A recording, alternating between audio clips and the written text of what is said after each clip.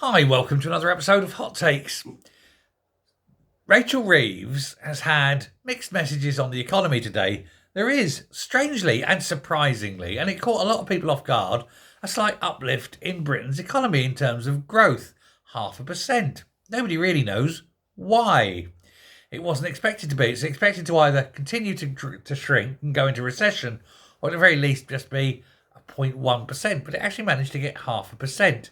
But don't let that fool you. Don't think that that is going to be anything like a good news. It is literally a blip because Britain's job market is in free fall. It's destroyed. It is falling and falling fast. British job market is now in its worst slump since 2020 at the height of COVID. And we haven't got COVID. And this has only happened in the last month.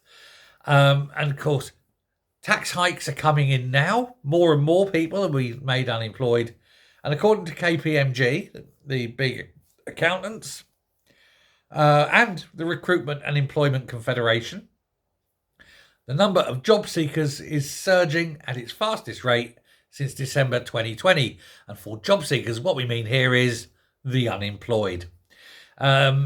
There's a collapse in vacancies. We've reported that before. Vacancies are down to maybe 30% of what they were. And of course, this whole now raft of layoffs happening left, right and centre, including within local and national government. At least it's been announced. The report points the finger at Labour's business bashing measures, warning it is unlikely we will see an improvement. And if the government doesn't consider, then it will reconsider, then it's going to get far, far worse. This is according to their CEO, Neil Carberry. And he came out and said, it is even more important now that government reconsiders the scale of rising costs of employment after this week's rise in national insurance. A full review of the impact of Employment Rights Bill and the changes to simplify compliance costs would be welcomed by businesses across the country. Meanwhile, shops suffered a 5.4% drop in footfall in March compared to the same month last year. And it is half of all households are holding back on spending. Now, that little 0.5% blip on growth will be wiped out with the news that the unemployment is rising and that footfall in shops is down 5%.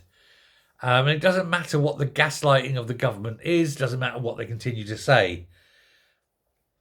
It's going to be a long, dark 4 years, or possibly 10, because who knows how long it's going to take to repair the 9 months of Labour. Deep breaths. We're going down a very dark rabbit hole. Thanks very much. Bye.